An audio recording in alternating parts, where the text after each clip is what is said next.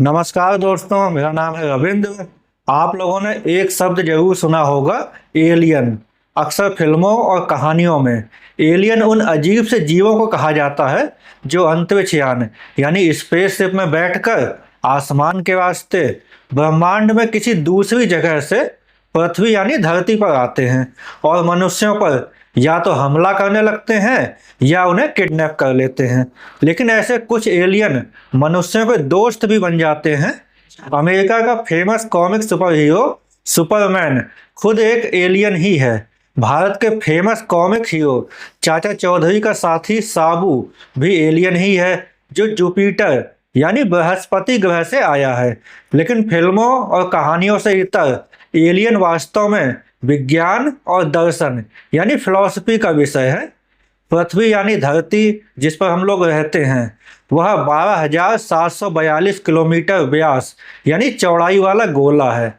आप में से ज़्यादातर लोग जानते होंगे कि पृथ्वी यानी जिस धरती पर हम लोग रहते हैं सूरज का चक्कर लगाती है। यह सूरज पृथ्वी से लगभग 15 करोड़ किलोमीटर दूर स्थित है। सूरज, पृथ्वी और अन्य 7 ग्रहों, उनके उपग्रहों आदि से हमारा सौरमंडल बना है, जिसका व्यास यानी फैलाव लगभग 28,746 करोड़ किलोमीटर है, जबकि पृथ्वी का व्यास केवल 12,742 किलोमीटर ही है। इससे अनुमान लगाया जा सकता है कि सौरमंडल पृथ्वी से करोड़ों गुना बड़ा है। केवल सूरज ही धरती से लगभग 13 लाख गुना बड़ा है और यह सूरज भी आकाशगंगा गैलेक्सी का एक बहुत छोटा सा हिस्सा है। आकाशगंगा गैलेक्सी में ही लगभग 1,000 करोड़ से लेकर 4,000 करोड़ सूरज जैसे स्टार्स यानी तारे हो सकते हैं। यानी आकाशगंगा के साइज के सामने तो सूरज और हमारा सौरमंडल भी बहुत ही छोटे हैं। इसी तरह वैज्ञानिकों के अनुसार ब्रह्मांड यानी संसार का जितना भाग मनुष्य देख सकता है यानी प्रेक्षणीय ब्रह्मांड या ऑब्जर्वेबल यूनिवर्स में आकाशगंगा जैसी कई ट्रिलियन गैलेक्सियां हैं। वैज्ञानिकों के अनुसार पृथ्वी पर जितने बालू के कण हैं उससे भी ज़्यादा ब्रह्मांड में स्टार्स यानी तारे हैं। यानी पूरे ब्रह्मांड के साइज के सामने तो पृथ्वी के साइज की कल्पना ही नहीं की जा सकती। अभी वैज्ञानिक निश्चित रूप से यह नहीं जानते कि वास्तव में ब्रह्मांड कितना बड़ा यानी विशाल है। इसी कल्पना से भी विशाल ब्रह्मांड या संसार में हम रहते हैं। इतने बड़े ब्रह्मांड में अभी तक की खोज के अनुसार केवल धरती पर ही जीवन है। धरती पर ही लाखों तरह के जीव रहते हैं, जिनमें से एक जीव मनुष्य यानी हम भी हैं। पृथ्वी यानी धरती पर जीवन की शुरुआत लगभग 3.5 से 4 अरब यानी बिलियन साल पहले मानी जाती है।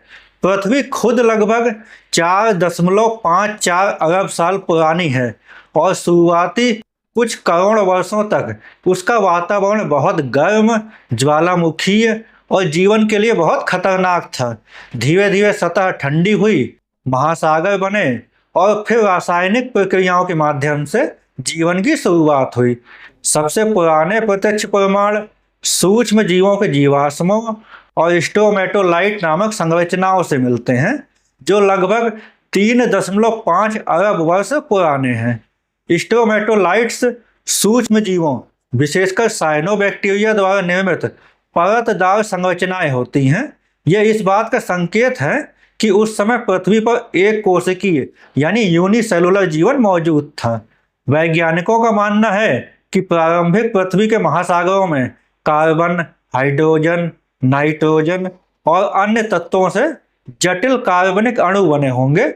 आकाशीय बिजली, पराबैंगनी विकिरण और ज्वालामुखी ऊर्जा जैसी शक्तियों ने इन रासायनिक यौगिकों को और जटिल बनाया।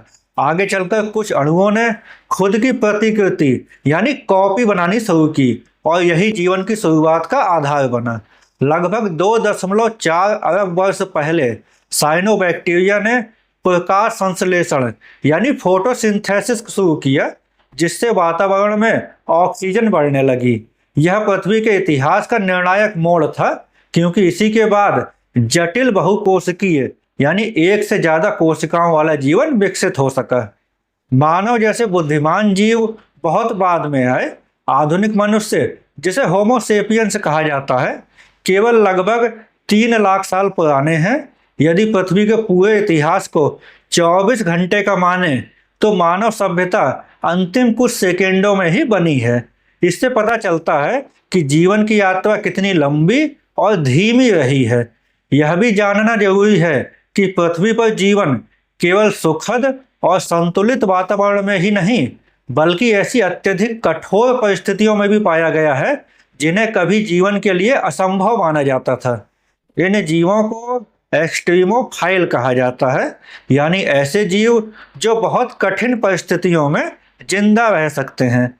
समुद्र की गहराइयों में हाइड्रोथर्मल वेंट्स नामक स्थानों पर तापमान 400 डिग्री सेल्सियस तक पहुंच सकता है। वहां सूरज का प्रकाश नहीं पहुंचता, दबाव यानी प्रेशर बहुत ज़्यादा होता है।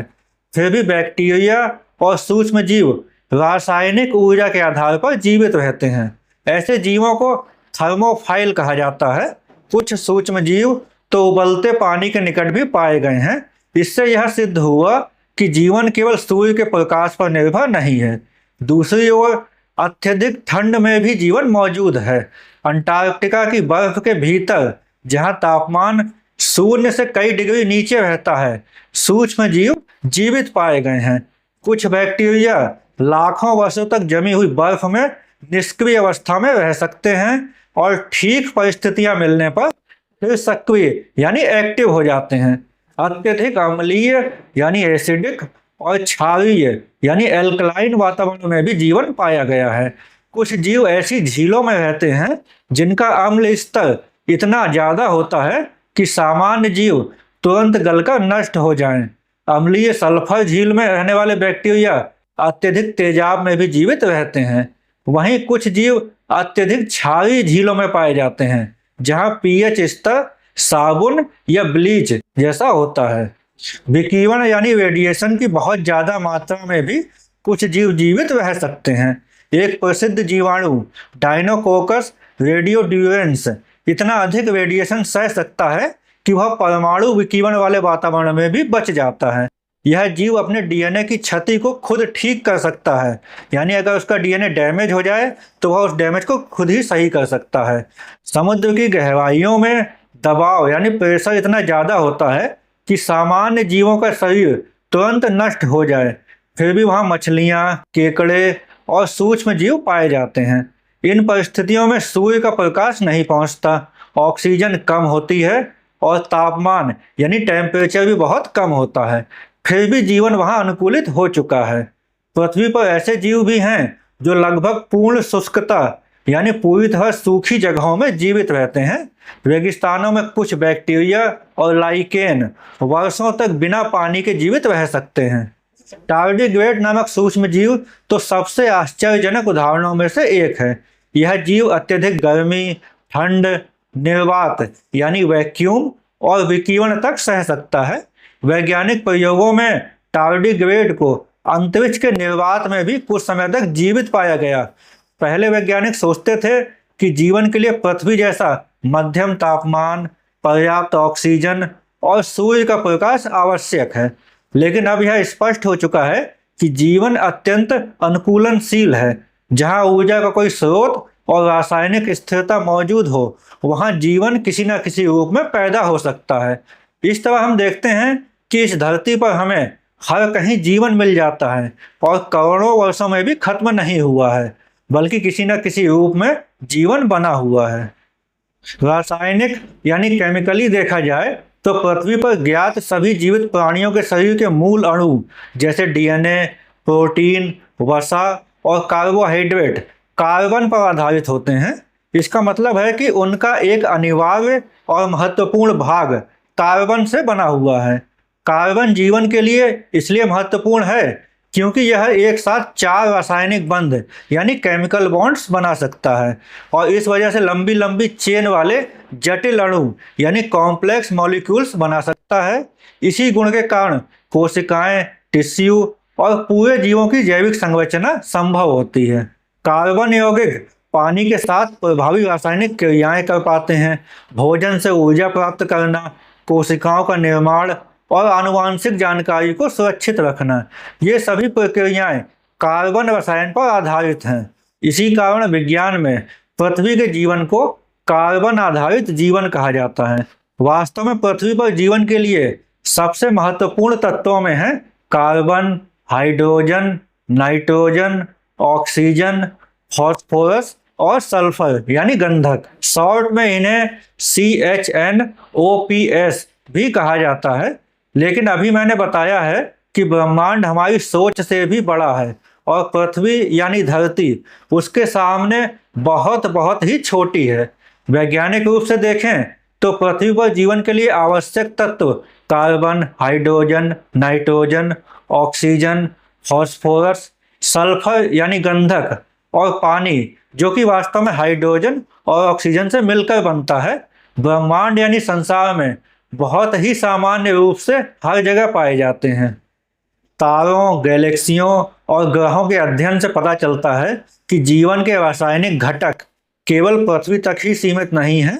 वैज्ञानिकों ने दूसरे तारों के चारों ओर घूमते हुए ग्रह खोजने शुरू किए और आज हजारों एक्सोप्लैनेट यानी सौर मंडल के बाहर दूसरे ग्रह यानी प्लेनेट खोजे जा चुके हैं, जिनमें कुछ ऐसे भी हैं जहां तापमान और परिस्थितियां धरती की तरह ही जीवन के लिए अनुकूल हो सकती हैं। इस तरह जब इतने बड़े ब्रह्मांड में धरती के अलावा भी जीवन के लिए जरूरी तत्व और परिस्थितियां मौजूद हैं, तो इसकी संभावना है कि धरती के अलावा भी ब्रह्मांड में कहीं ना कहीं जीवन मौजूद हो सकता है।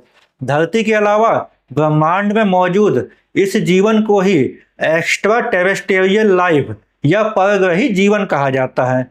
इस परग्रही जीवन को वैज्ञानिकों ने दो कैटेगरी में बांटा है, जिसमें एक उस तरह के परग्रही जीव हैं जो हम मनुष्यों की तरह बुद्धिमान नहीं हैं, और दूसरे तरह के परग्रही जीव वह हैं जो हम मनुष्यों की तरह बुद्धिमान हो सकते हैं, जिसे extra terrestrial intelligent living being यानी परग्रही बुद्धिमान जीव और इस जीवन को एक्स्ट्रा टेरेस्ट्रियल इंटेलिजेंट लाइफ यानी परग्रही बुद्धिमान जीवन कहा जाता है। परग्रही जीवों को सामान्य नाम एलियन दिया गया है। जब फिल्मों या कहानियों में एलियन शब्द का इस्तेमाल किया जाता है तो उसका मतलब अधिकतर बुद्धिमान एलियन जीव ही होता है।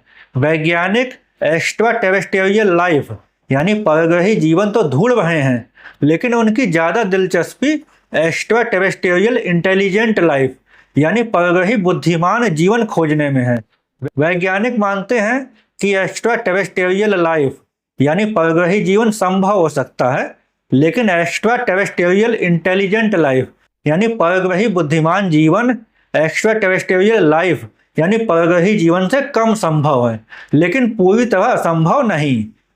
यह बात अलग है कि धरती के अलावा कहीं जीवन यानी परग्रही जीवन आज तक नहीं मिल पाया है। इसी सवाल को सन 1950 में एक वैज्ञानिक एनरिको फर्मी ने उठाया कि ब्रह्मांड इतना विशाल है, अरबों तारे और ग्रह हैं और जीवन बनने की संभावना कहीं ना कहीं बहुत अधिक लगती है, तो फिर सब कहाँ है, यानी वो परग्रही जीवन अभी तक मिला क्यों नहीं है। इसे फर्मी पैराडॉक्स यानी फर्मी विरोधाभास कहा जाता है। इसका मतलब यही है कि इतनी ज़्यादा संभावनाएं होने के बावजूद भी अभी तक हमें एक्स्ट्रा टेरेस्ट्रियल लाइफ यानी परग्रही जीवन या एक्स्ट्रा टेरेस्ट्रियल इंटेलिजेंट लाइफ यानी परग्रही बुद्धिमान जीवन क्यों नहीं मिल पाया है। इस विरोधाभास को सुलझाने के लिए कई कोशिशें की गई हैं, लेकिन अभी तक कोई बिल्कुल ठीक उत्तर नहीं मिला है। यह संभावना कितनी ज़्यादा है, इसे समझाने के लिए 1961 में वैज्ञानिक फ्रैंक ड्वेक ने एक समीकरण यानी इक्वेशन बनाई जो हमारी आकाशगंगा यानी मिल्की वे में संवाद यानी कम्युनिकेशन करने लायक सभ्यताओं की संख्या का अनुमान लगाती है। इसे ड्वेक इक्वेशन कहते हैं।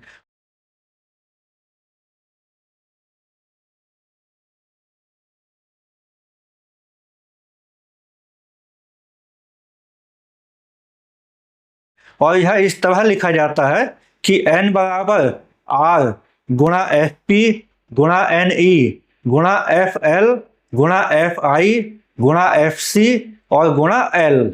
यहाँ n वह संख्या है जो हम जानना चाहते हैं, यानी हमारी आकाशगंगा यानी मिल्की वे में संवाद यानी कम्युनिकेशन करने लायक सभ्यताओं की संख्या। आर आकाशगंगा में हर साल बनने वाले तारों की औसत संख्या है यानी एवरेज नंबर है। एफ पी उन तारों का भाग है जिनके पास ग्रह हैं। एन ई उन ग्रहों में रहने योग्य ग्रहों की औसत संख्या है।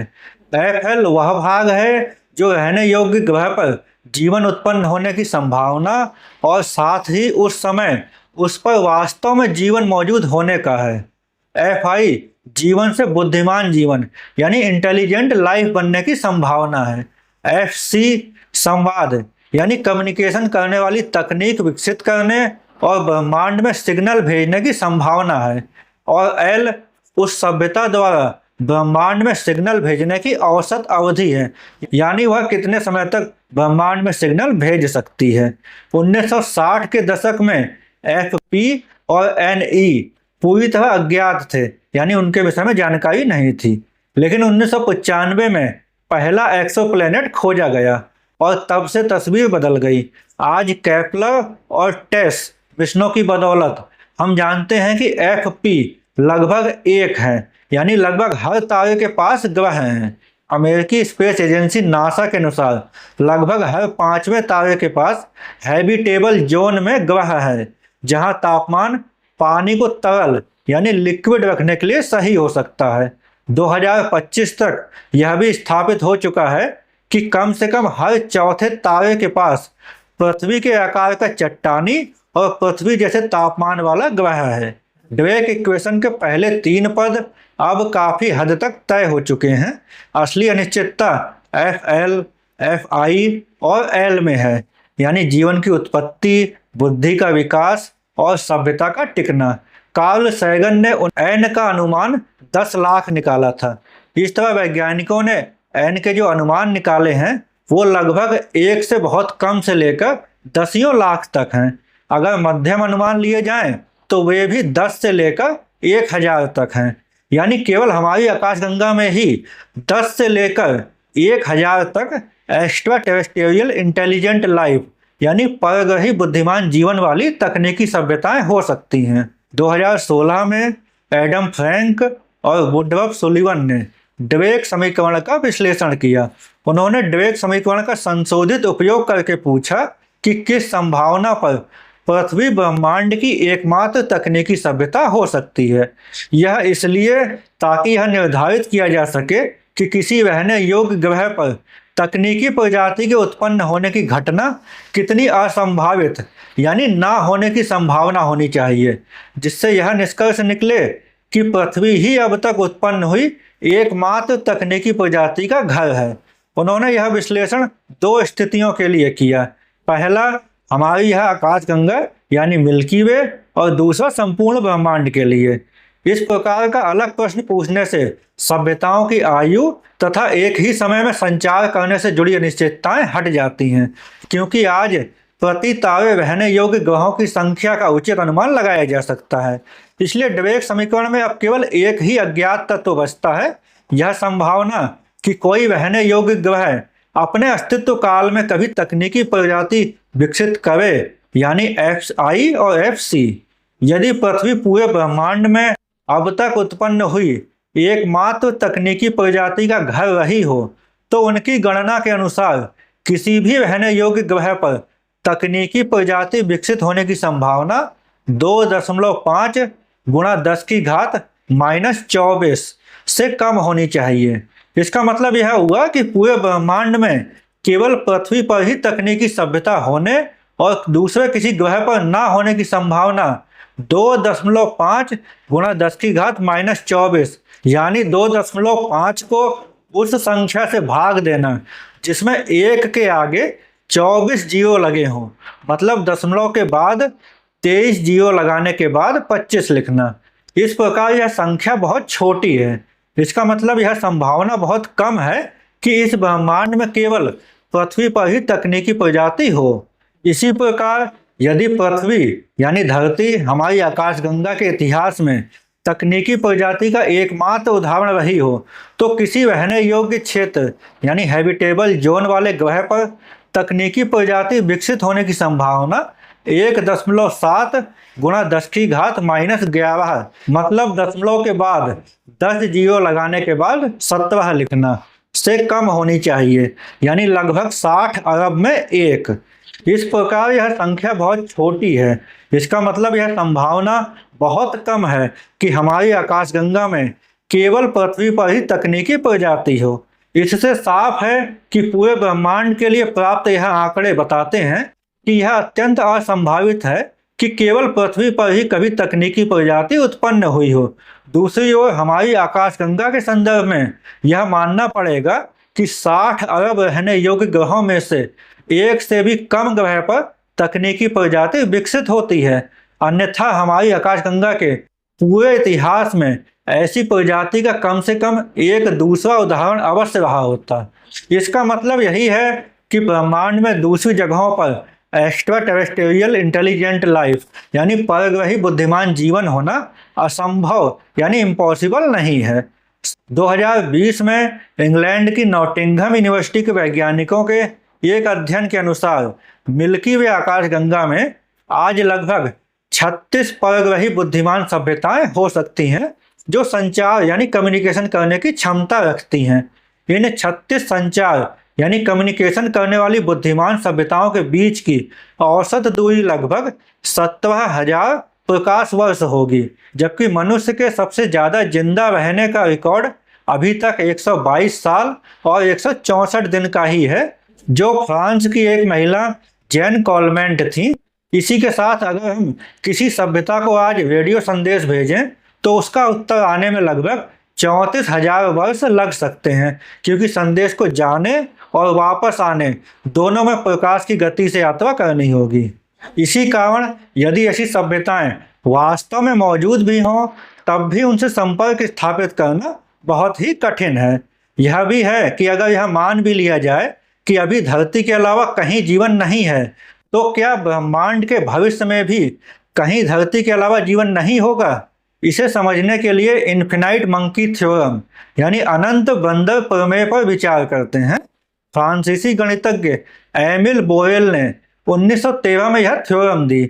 उन्होंने बंदर की उपमा का इस्तेमाल करते हुए कहा कि अगर बंदर को एक टाइपराइटर दिया जाए और वह बंदर अनंत समय मतलब करोड़ों करोड़ वर्षों से भी ज़्यादा समय तक टाइपराइटर पर बटन दबाता रहे, तो कभी ना कभी ऐसा होगा कि वह संयोग से पूरी की पूरी किताब जैसे शेक्सपियर का नाटक हैमलेट या कोई अन्य किताब जैसे प्रेमचंद की कहानियाँ, कालिदास का नाटक अभिज्ञान शाकुंतलम आदि बिल्कुल सही क्रम में टाइप कर सकता है।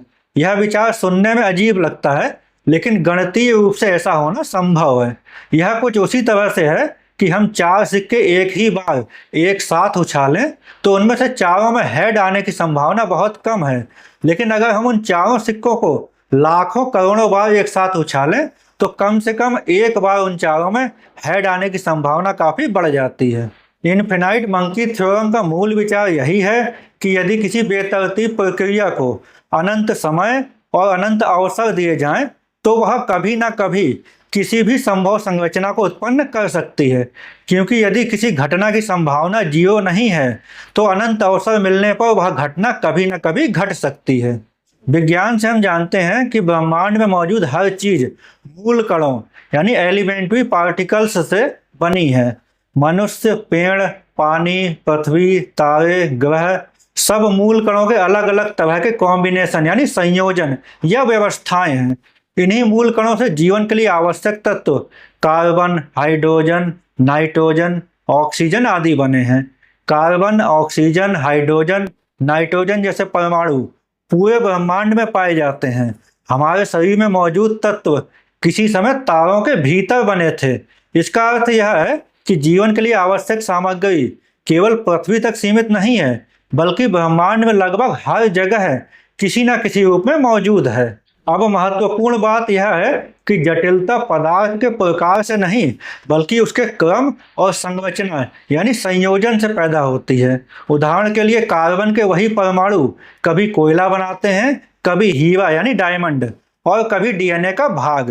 अंतर केवल परमाणुओं की व्यवस्था यानी कॉम्बिनेशन में होता है। यदि कुछ विशेष परिस्थितियों में परमाणु एक विशेष क्रम में जुड़कर कोशिका बना सकते हैं, कोशिकाएं मिलकर जीव बना सकती हैं और जीव विकसित होकर चेतन प्राणी बन सकते हैं। तो गणितीय रूप से यह संभावना समाप्त नहीं होती है कि वही क्रम कहीं और भी फिर से उत्पन्न हो सके।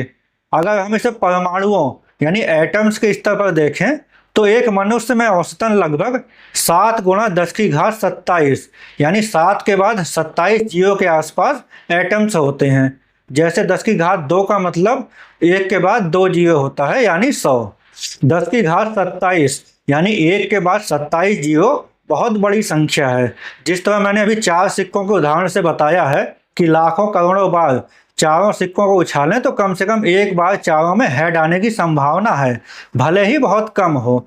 इसी तरह अनंत समय में ब्रह्मांड में इसकी संभावना है कि लगभग 7 गुणा 10 की घात 27 परमाणु उसी भौतिक और रासायनिक अवस्था में एक साथ आ जाएं जिस तरह एक मनुष्य में होते हैं। इसी तरह धरती यानी पृथ्वी पर मौजूद सभी महासागरों, चट्टानों, वायुमंडल, धातुओं, मिट्टी और सभी जीवों को मिलाकर लिया जाए तो पृथ्वी पर मौजूद कुल परमाणुओं यानी एटम्स की संख्या लगभग 10 की घात 50 यानी 1 के बाद 50 जीरो जितनी बड़ी संख्या है। ब्रह्मांड इतना विशाल है कि अनंत समय में ब्रह्मांड में इसकी संभावना है कि लगभग 10 की घात 50 परमाणु उसी भौतिक और रासायनिक अवस्था में एक साथ आ जाएं और हमारी पृथ्वी की सभी जीव जंतुओं सहित बिल्कुल जुड़वा दूसरी पृथ्वी बन जाए। यह विज्ञान के नियमों के खिलाफ नहीं है। ब्रह्मांड इतना विशाल है कि इसकी भी संभावना है कि इसी समय कहीं दूसरी बिल्कुल जुड़वा पृथ्वी मौजूद हो सकती है, हर व्यक्ति और हर जीव की बिल्कुल जुड़वा कॉपी के साथ। यह अलग बात है कि हम अभी इसे खोज नहीं पाए हैं, लेकिन ब्रह्मांड इतना विशाल है कि अनंत समय में ऐसा संभव हो सकता है। कुछ वैज्ञानिक यह भी मानते हैं कि खुद पृथ्वी पर ही जीवन ब्रह्मांड की किसी दूसरी जगह से आया है। इस परिकल्पना को पैंसपर्मिया कहा जाता है। यह परिकल्पना कहती है कि जीवन की शुरुआत पृथ्वी के बाहर ब्रह्मांड में किसी दूसरी जगह हुई, फिर सूक्ष्म जीव, जैविक अणु या बहुत पहले के रूप में जीवन अंतरिक्ष से पृथ्वी तक पहुंचा और पृथ्वी पर विकसित हुआ। अगर पैंसपर्मिया परिकल्पना सही है तो यह खुद ही कहती है कि ब्रह्मांड में कहीं और भी जीवन मौजूद हो सकता है।